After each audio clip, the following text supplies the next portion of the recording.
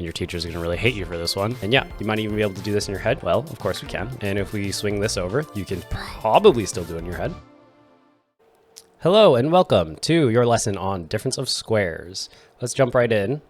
We begin with a story problem. A farmer has 10 units of fence to build an enclosure on the corner of his property. So we have 10 of these orange fence units. What kind of rectangular enclosures can he make, and what are their areas? Let's take a look. Here's a corner of the property, and here's one example of an enclosure. We have 1 by 9, 2 by 8, 3 by 7, and we can keep going. There's a square enclosure, 5 by 5. We keep going until we have 9 by 1 in the other direction. And we have the 0 by 10, but that probably doesn't really count as an enclosure. So here are the different areas recorded down here. And there's something interesting going on with these numbers. So let's take a look.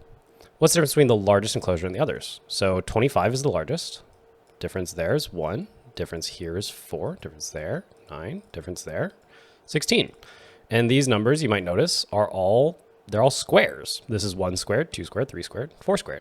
So if we jump back up here, what that means is that the biggest enclosure here has an area of 5 by 5, and every step away we take is a square of a difference. So difference between here and here is 1 squared. Difference between here and here is 2 squared. Of course, it makes sense to say that the difference between here and the end is 5 squared because we go from 25 down to 0. So let's take a closer look at that. This 6 by 4 enclosure has a difference of 1 squared. We can visualize that by doing this. So this is the 5 by 5, and that's the 6 by 4. And if we swing this over, then we can see that its area is a difference of 1. Over here, the 7 by 3, the difference is 2 squared. And similarly for the 8 by 2, the difference is 3 squared. And for the 9 by 1, the difference is 4 squared. So right now I would like you to focus on this special case right here where the difference is exactly 1. So that's 6 by 4. So we're like 1 step away from 5 by 5, 5 squared. When we're 1 step away, we have a difference of just 1.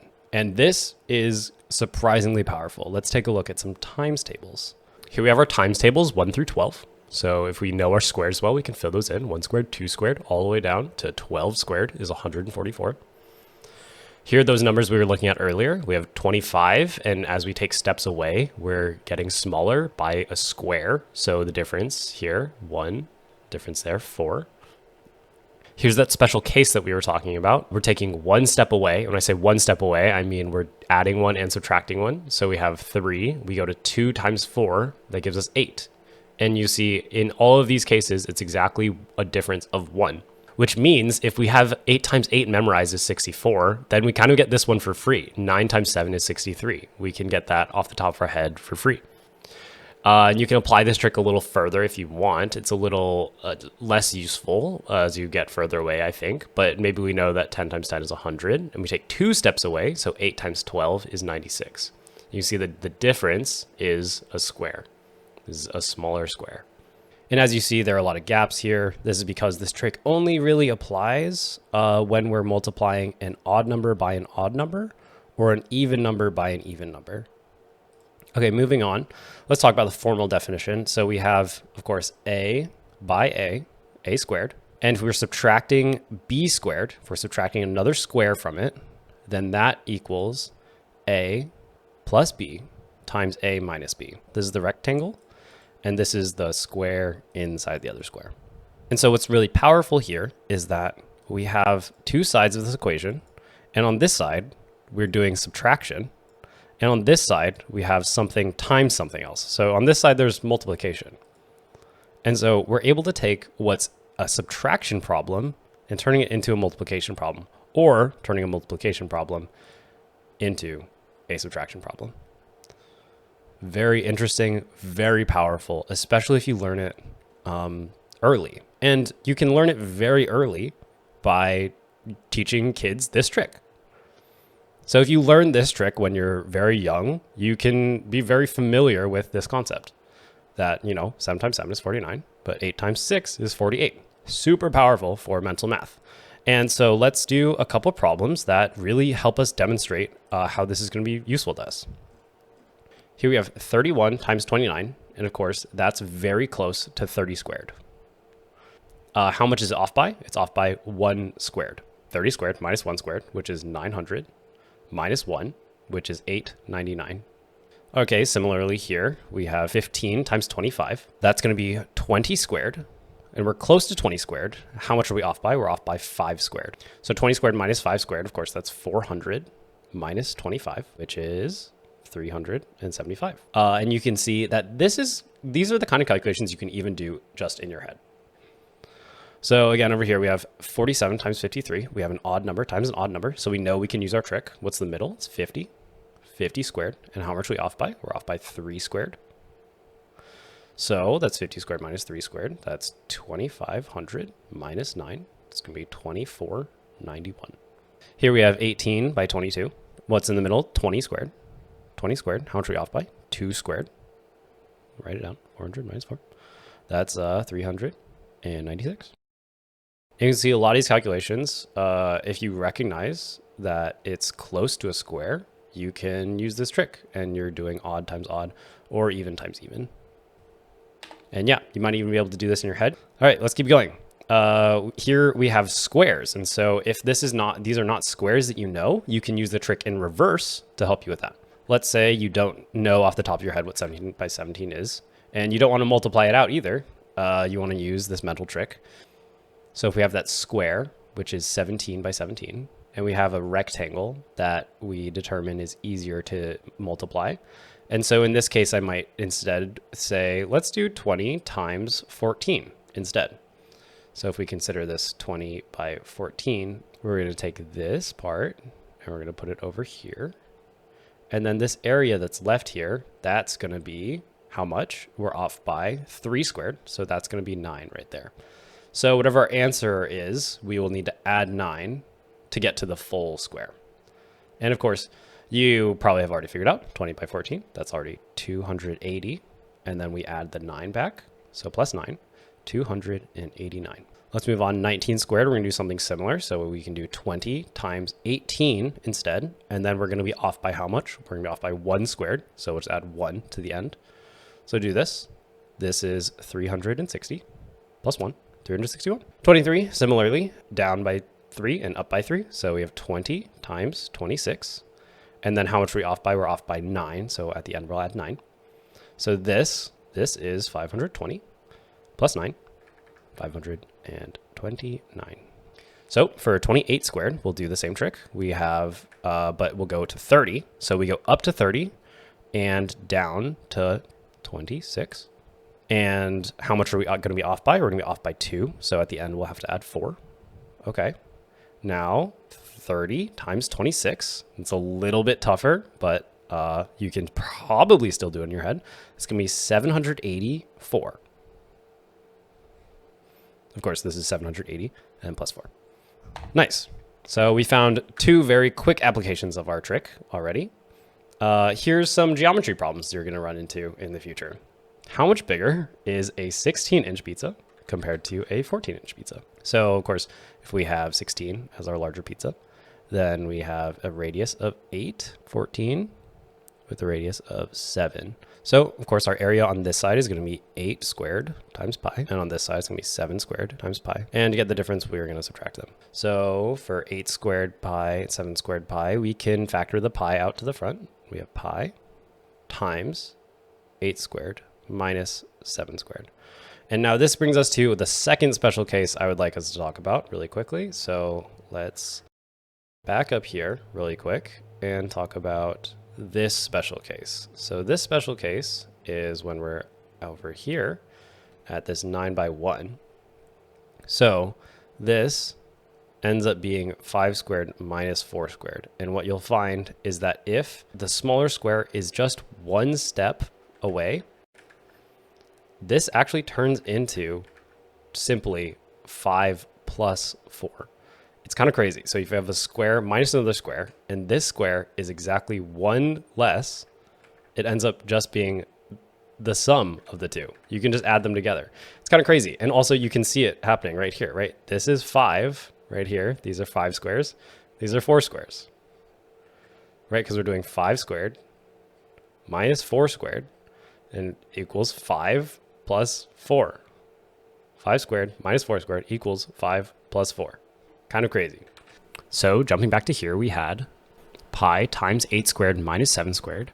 And so that's going to equal, and your teacher's going to really hate you for this one, but pi times 8 plus 7, which is just 15 pi inches squared. And so this is our answer. If we compare this to our 49 pi inches squared, then a rough estimation between these two is that perhaps this circle is about 30% bigger. About 30%. And so that's kind of a fun fact, 16-inch pizza versus a 14-inch pizza, about 30% difference. Okay, moving on, we have another geometry application. Here you have the Pythagorean Theorem. Of course, a squared plus b squared equals c squared, but what does that mean if you're solving for a or for b? So that would be a equals the square root of c squared minus b squared. And of course, right here, that's a difference of squares. So let's try solving this one for x. We have x equals the square root of 15 squared minus 14 squared. And from our trick from earlier, we know that x equals the square root of, we could say 15 plus 14. And if you don't want your teachers to be mad at you, you just write 15 minus 14 over here. And of course, that's 1, so you can cancel that out. X equals the square root of 29. Done.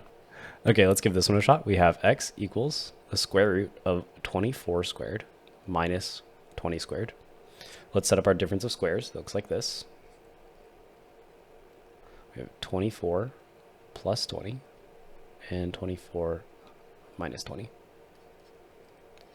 Altogether, that's 44 times 4. Now, if we're clever, we have a little trick here. We have x equals the square root of 4 times 11 times 4. We bring these 4s out to the front. That looks like this. We have x equals the square root of 16 and square root of 11. And altogether, that's 4 root 11.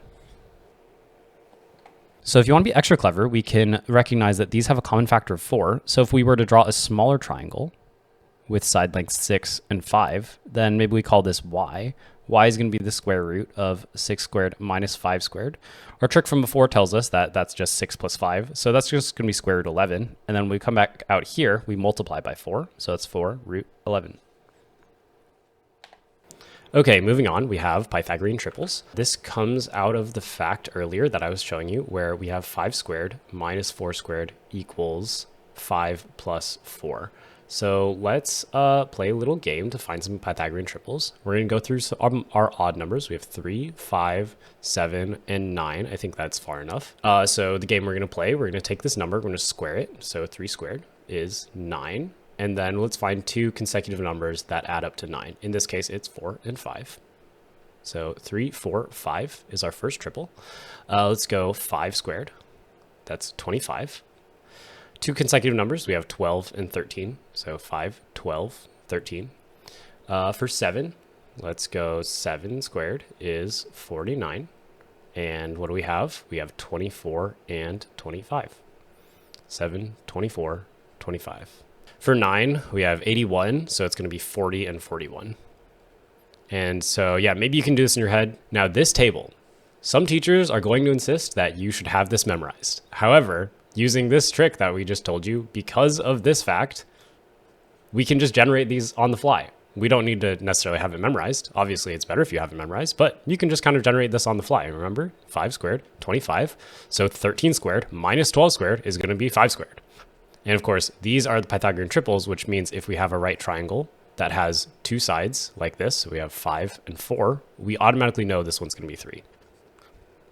Let's play this game with even numbers now. We have starting from 4, 6, 8, and we'll do 10. Let's find the Pythagorean triple. This time, when we square it, we're not going to be able to find consecutive numbers. So we're going to find, instead, we're going to go one step further. And that looks like this. So we have 16. Instead of using this number directly, we're going to cut it in half. So that goes to 8. And then we're going to find 2 numbers that are not consecutive, but 2 numbers that are 2 apart in order to find our triple. So for 8, that's going to be 3 and 5. Actually, coincidentally, that's the same as this one. 4, 3, and 5. So memorizing this one isn't as useful because we already have it over here in this list. Let's go for 6 squared. That's going to be 36. Cut it in half. We get 18 and 2 numbers. So we have 9 in the middle. And then we're going to go up to 10 and down to 8. So we have 6, 8, 10. Again, this one is just the scaled up version of this one. So it turns out our 3, 4, 5 is very useful, and these ones are not very useful. Let's do 8. We have 8 squared is 64. Then we get 32. Okay, we have 16 in the middle, and then that's going to go up to 17 and down to 15. We have 8, 15, 17. I'll tell you right now, this is the only useful one on this side. For 10 squared, let's do it. 10 squared, that's going to be 100, and then that's going to be 50. We have 25 in the middle. We go down to 24 and up to 26. So we have 10, 24, 26. And wouldn't you know, that's actually just this one, but scaled up. So this one also isn't going to be useful to us. So let's just add this one to our list. And then if you want to memorize those, you can. But also if you want to just play this game, which is actually a lot of fun, I think we can just do that. Okay, moving on, we have something I'd consider a more classic use of difference of squares. So kind of confusing how maybe you're supposed to start this problem, but we have a difference of squares staring at us right here. So we consider this 9 to be 3 squared. So we set up our difference of squares. It's going to look like this: x plus 3 and x minus 3. And we can see that's going to do a lot of work for us over here. So we cancel these. We have x minus 3 equals 4. That's going to be x equals 7. Just to double check our work, we can plug 7 back in over here. So we have 49 minus 9 up top, and 7 plus 3 is 10. That's going to be 40 over 10, which is 4. Great. Okay, moving on, we have x squared plus 6x equals 40. Now, in algebra, you're going to encounter this a lot, and you're also going to be taught a ton of different ways to solve this. But I want to teach you a different way. So I want to represent this by using a square and then a rectangle next to it. So I'm calling this square x squared with side length x and x. And this rectangle is 6x with side length 6 and x. So one thing we're showing here is that this rectangle can also be represented by x times x plus 6, which is equivalent to this, we know, because we can factor this x out. But can we represent this rectangle as a difference of squares? Well, of course we can. Let's jump back here. So if we have a square here and a rectangle, this rectangle ends up getting cut in half when we slide it over. All right, let's look at that again for the 7 by 3. So if we have a square here and a rectangle here, this rectangle ends up getting cut in half.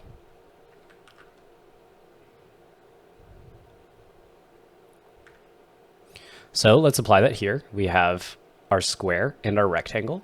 If we cut our rectangle in half, this ends up being 3x on both sides. So the area is 3x and 3x. And so that's going to go over here, our 3x, which means that this side length is 3 and this side length is x. So our big square is right here. And what's the size of our big square? It's x plus 3. X plus 3. So our big square is x plus 3 squared. And then our little square is this, which is 3 squared. It's 3 by 3. So we have 3 squared. So what we're saying is this difference of squares is the same area as the rectangle. And so let's jump back to our problem. So what we're saying is that this value is equal to this value, this rectangle, and the rectangle will be represented as this difference of squares. So if we substitute that in, we have x plus 3 squared minus 3 squared equals 40. Go ahead and say this is 9. So we'll add the 9 to the other side. We have x plus 3 squared equals 49. We take the square root of both sides. And this time we need plus or minus. We can talk about that another time. So it gives us x plus 3 equals plus or minus 7. So we end up with two solutions. We have x equals -3 plus 7 and -3 minus 7. That's going to be -3 plus 7 is 4, and -3 minus 7, that's going to be -10. We can check our answers really quick. So we have 4 squared is 16 plus 6x. 6 times 4 is 24, and that indeed equals 40. And then -10, we have -10 squared. That's going to be 100. 6 times -10 is going to be -60. And yeah, that's also going to be 40. I want to talk really quickly again about how we got from here to here. Remember how we had 19 times 21, and this became 20 squared minus 1 squared. The 20 is what's in the middle, and the 1 is how much we're off by. So if we have x, and we have x plus 6, well, what's in the middle? It's x plus 3. And how much are we off by? We're off by 3. 3 squared. And so if you're used to this trick, then this might come really natural to you. Okay, moving on. We're almost done. I think it's time we talk a little bit more about the algebra side here. So let's think about what happens when we multiply two terms like this. So if I have w, x, y, and z like this, when we multiply this out, we do what a lot of people call FOIL, the first, outer, inner, last. We have the first terms, w and y, plus outer, wz, inner, we have x and y, and last we have x and z. Okay, so this is pretty messy. We end up with like a lot of things going on here. And so let's consider what happens if we are squaring something. So that's x plus y squared. That's x plus y times x plus y. So what's going on here is we're going to FOIL this again, and you'll see we get something similar to what we got up there. We have x squared plus x times y, outer, x, y, and then yx, inner, and last y squared. So these two, of course, are the same, so we can combine them as 2xy. So we have x squared plus 2xy plus y squared as a result of this. So what you'll find with the difference of squares thing is if we have x plus y times x minus y, this gives us a really nice answer. So when we FOIL this out, we have first x squared, outer we have x and negative y minus xy. Inner we have plus y and positive x, so we have plus yx. And last we have negative y times y, so minus y squared. You notice that these two are the same, but one is negative and one is positive, so we just have x squared minus y squared. This is super nice because these middle terms disappear. And this is what we've been talking about this entire time, is that these two things are the same. We have a difference of squares equals this times that. Okay, so how's that going to help us with this problem? Well, what does it actually mean when we say rationalize? So what we're saying is that this root being in the denominator is not okay. So we need to find some number that we can multiply this by that will remove the root. It's a little bit tricky because we have 4 plus root 5. And so let's say we want to multiply it by something to remove the root. And so maybe you'll think, okay, maybe root 5. But then when we multiply that out, we get 4 root 5 plus 5. And yeah, there's still a root here. So you might also think, oh, maybe we just square it. So we multiply it by another copy of itself. That'd be 4 plus root 5. And then when we multiply this out, we get 16 plus 8 root 5 plus 5. And again, there's a root here in this. And so instead of choosing 4 plus root 5, let's choose 4 minus root 5. Now when we multiply this out, we get 16, and we have outer is minus 4 root 5, and inner is plus 4 root 5. And then lastly, we have minus 5. Right, so we have that difference of squares. We have 16 minus 5, which is 11. So we found our factor here, and this is actually called the conjugate. And so to solve this problem, we'll take our conjugate. We want to multiply this by a special version of 1. But instead of 1 looking like that, it's going to look like this, like 4 minus root 5 over 4 minus root 5. And of course, that gives us, across the top, we just multiply across. 1 times that is just going to remain the same, 4 minus root 5. And then on the bottom, we have our difference of squares. This ends up being 16 minus 5, which then is just 4 minus root 5 over 11. And that's it. Okay, that's all I have for you today. If you remember nothing else from this, just remember 7 times 7 is 49, which means 6 times 8 is 48. And also that means that 21 times 19 is 399, and 25 can be 12 plus 13, which means it's equal to 13 squared minus 12 squared. Teach this to your kids, teach this to your younger sibling. I think if you know this trick early, that you'll discover more things about it in the future. Okay, that's it. Thanks for watching. Get subscribed. I hope to do more math and computer science in the future. These slides are available in the description if you want them.